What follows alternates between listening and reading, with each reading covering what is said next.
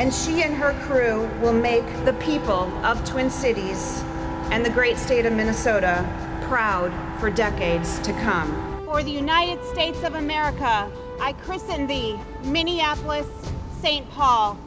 May God bless this ship and all who sail in her.